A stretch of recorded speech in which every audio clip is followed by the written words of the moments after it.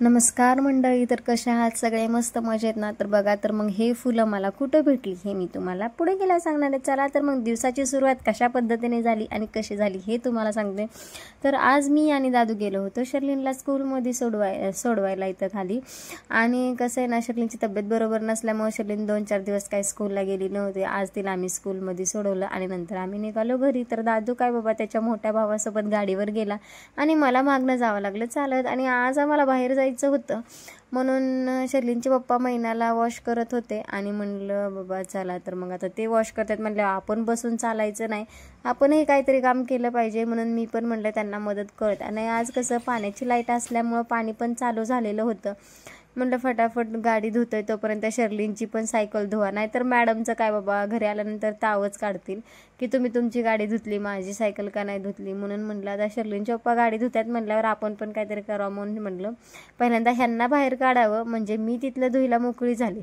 आणि मग बघा, एकाला सोडूसर दुसऱ्याची घाईच असते की त्यांना पण जायची खूप घाई असते, मला का नाही नेलं, मला का नाही नेलं, असं असतं त्यांचं. मग शर्लिनच्या पप्पांनी गाडी पण बाहेर काढली आणि मी पण डार्लिंगला यांना सगळ्यांना बाहेर काढलं आणि हिथलं घासून घेतलं. म्हणजे एवढं म्हणजे 2 ते 3 आठवडे झाले मला पण टाईम भेटला नव्हता घासून काढायला. आणि मग खूप घाण झाली होती तिथली. आणि काय होते ना, त्यांना लेट होतोय मला शर्लिनच्या स्कूलमुळं, काही असं त्यांच्याकडे एवढं काही लक्ष जात नाही सकाळ सकाळ. आणि त्यांना सकाळचं बाहेर नाही काढलं की त्यांचं कसं तिथं सू वगैरे करतात आणि त्याच्यामुळे वास वगैरे सुटतं. कसं आहे ना, आईसाहेब आमच्या घासतात, आठवड्यातून एखाद्या वेळेस धुतात, पण म्हणलं आपलाही हात लागावा, कसं परत म्हणायला नको नाही का, करत नाही म्हणून म्हणलं करून घेऊयात. आज कसं जरा पाण्याचं पण चांगलं होतं, पाणी चालू होतं, म्हणलं पाणी चालू आहे तोपर्यंत फटाफट पाण्याची कामं करून घेऊयात. आणि कसं जायला पण लेट होत होता, आम्हाला 11चा टायमिंग दिला होता, 11 वाजता आम्हाला घरनं निघायचं होतं आणि खूप थकल्यासारखं झालं होतं. मग शर्लिनचे पप्पा पण गेले बाहेर, म्हणलं तोपर्यंत आपण बघूयात दुसरं काम काहीतरी करूयात. आणि म्हणलं शेळ्यांना बाहेर बांधलेलं, मी भांडेच घासाय बसले होते, पण तोपर्यंत आला पाऊस. बघा तर मग म्हणजे पाऊस पण एवढा हटखोर आहे ना, मला काम कमी आहे म्हणून अजून काम वाढवायला आला होता. आणि म्हणलं पाऊस आला, ह्यांना भिजाय नको, म्हणजे भीती वाटते ना, भिजलं तर काय सर्दी वगैरे होते की काय त्यांना, मला पण एवढं त्यातलं माहीत नाही. तेवढ्यात मला आईसाहेब आमच्या म्हणला की नाही नाही सोडू नको, काय त्यांना सर्दी वगैरे होत नाही, बांध तिथंच. मग बघा लक्ष्मीला लगेच सोडलं की तिला लगेच फिरायला वगैरे चालूच झालं तिचं. मग आई म्हणल्या बांध तिथं, म्हणून मी परत तिला तिथं बांधायला लागले. आणि कसं आहे ना की आज सकाळपासून माझं कामाचंच रुटीन चालू असल्यामुळे त्यांना काय मला खायला टाकणं झालं नाही.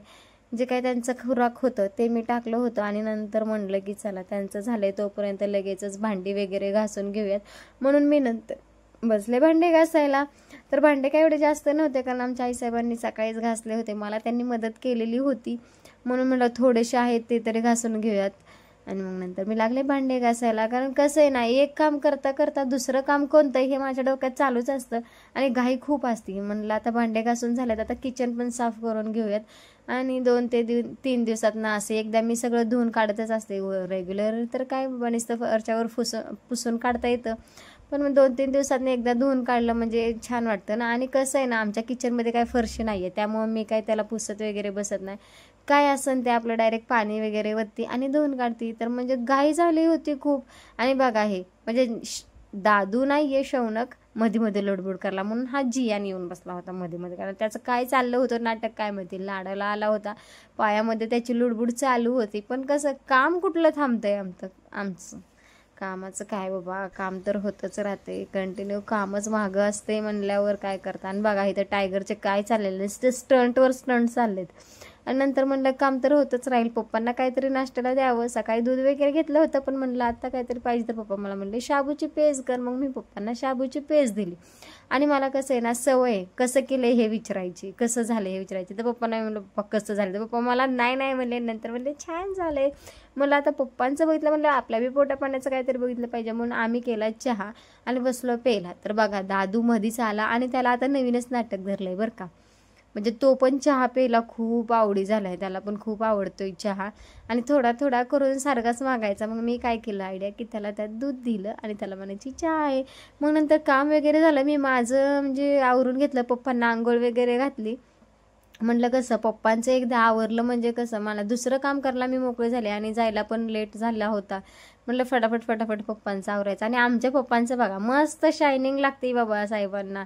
आणि त्यांचं कसं आहे ना, आंघोळ घातली की लगेच कपडे लगेच तेल वगैरे लावायचं. आणि पप्पा मला म्हटले मला अष्टगंध लावा. आणि पप्पांचं हे रोजचं आहे बरं का, त्यांना आहे ना बरोबर अष्टगंध लागतो. आणि ते मला म्हणायचे की गोल गोल लाव. मला काय एवढं खास येत नव्हतं, पण ते म्हणतील तसं मी प्रयत्न करते. नंतर पप्पा म्हणले लावले का, मी म्हटलं बघा बरं एकदा आरशामध्ये. तर मग त्यांना मी दाखवला कॅमेरा, मग त्यांनी छान आहे म्हणून दाखवला. म्हटलं आता पप्पांचं तर आवरले, आपण आपलं पण चेहऱ्याचा थोडाफार काहीतरी मेकअप वगैरे करून घ्यावा. आणि माझं मेकअप कसा असतो ना की फक्त सिंदूर लिपस्टिक आणि टिकली बाज एवढं झालं की माझा मेकअपच झाला. आणि म्हटलं चला तर मग फटाफट मेकअप वगैरे करून घ्यावा. आणि बाईच्या चेहऱ्याला ही टिकली लावल्याशिवाय काही शो येत नाही, म्हणून म्हटलं काहीतरी राहिलंय. आणि तेवढ्यात माझ्या लक्षात आलं माझी राहिली टिकली, म्हणून मी गेले टिकली शोधायला आणि मी टिकली वगैरे लावली. बघा आता कसा छान दिसतोय असा चेहरा, आता वाटते ना बरोबर मराठी. तर मग नंतर माझं वगैरे आवरलं. आणि बघा पप्पा मस्त आवरून बसले होते, चप्पल पण घालून बसले होते की काय काय माहिती. दादूचं चाललं होतं नाटक. आणि हे बघा दादूने काय केलं होतं, म्हणजे जियांला बादलीमध्ये घातलेलं आणि दादूची चप्पल तर बघा काय बाबा, म्हणजे माझं पोरग एवढं डांबीस आहे. आणि एक वेगळी चप्पल घालून बसलं होतं. नंतर शैलेंद्र पप्पा आले, नंतर आम्ही निघालो दवाखान्यात. तर हो, मला तुम्हाला सांगायचं होतं की आज आम्ही चाललो होतो पप्पांना दवाखान्यात घेऊन. तर बघा तर मग आणि मोठी गाडी तर काही भेटली नाही, म्हणून आम्ही चाललो होतो स्कूटीवरतीच. म्हटलं चला आहे आपली घरचीच गाडी, तर कशाला कुणाकडे जायचे गाडी बघायला, म्हणून म्हटलं घरचीच गाडी घेऊन जाऊयात. मग शेवटी आम्ही कसं तरी करत करत आलो, दवाखान्यात पोहोचलो. म्हणजे पप्पांना पण खूप आनंद झाला होता. आणि मी पप्पांना कसं चेष्टा वगैरे करायची, लाडीगुड लावायची. म्हटलं चला तर मग तुम्हाला दाखवूयात बाहेरचा परिसर वगैरे कसा आहे काय, म्हणून मी आले मागं. म्हणजे मी पण इथं फर्स्ट टाईमच आली होती, पण मला इथलं म्हणजे खूप छान वाटलं. दवाखान्यासोबत बाहेर ग्रीनरी पण खूप छान होती. आणि माझं कसं आहे ना, जिथं जाईन तिथं झाडं पहिल्यांदा बघायची, कोणती झाडं मला घेता येतील ह्याच्यावर माझं खूप लक्ष असतं, कारण मला फुलांची झाडं खूप आवडतात. आणि नंतर इथं बघितले कोणते कोणते झाडे आहेत, काय कसं आहे काय, म्हणजे मला पण खूप आवडलं. म्हटलं तुम्हाला पण दाखवूयात. आणि हे बघा चिनी गुलाब होतं येल्लो कलरचं, आणि जे की माझ्या घरी आहे पिंक कलरचं. तर म्हणलं आता येल्लो कलरचं दिसलं मला, मी काय बाबा चान्स मारून घेतला आणि घेतलं ते फुलं थोडीशी तोडून. आणि बघा तर मग दवाखाना म्हटलं तुम्हाला दाखवूयात. छान होता दवाखाना, मोठा होता. आणि नंतर तिथं होतं हे बघा कमळचं झाड होतं, त्याला कमळचं म्हणजे कळ्या पण आल्या होत्या. मला दाखवूयात चला. आणि नंतर मी तिथल्या थोड्याशा फांट्या वगैरे घेतल्या, जे छान फुलांच्या होत्या बघा. तर मग मी फांट्या वगैरे घेतल्या आणि मग मी आले आतमध्ये. आणि पप्पांचा नंबर पण आला होता. आणि पप्पांचं चाललं होतं त्यांना सांग मला इंजेक्शन द्यायला. हो बाबा हो सांगते म्हटलं की त्यांना म्हणजे चिडायचे पण हसायचे पण. आणि बघा आमचे छोटे सरकार, जिथं जाईन तिथं ह्यांचा डांबीसपणा चालूच असतो. तिथं गेल्यानंतर मी दादू मस्त सगळ्यांसोबत फ्रेंडशिप करत होता, खेळत होता. आणि हे आहेत तिथले डॉक्टर, आणि दादू त्या डॉक्टरांसोबतही दादूने फ्रेंडशिप केली. आणि त्या डॉक्टरांना तो सांगायचा की मला बाबांना टुचूक करायचे द्या म्हणून. तर नंतर बघा तर मग म्हणजे, आणि मला इथंच गेल्यानंतर फुलांचं हे जे फुलं भेटली, म्हणजे त्यांनी दादूच्या हातात दिले होते, खूप छान फुलं होती. त्यांना दादू खूप आवडला म्हणून ते डॉक्टरांनी दादूला दिले फुलं. आणि नंतर काहीतरी त्यांची म्हणजे चालली होती प्रोसेस दवाखान्यामध्ये.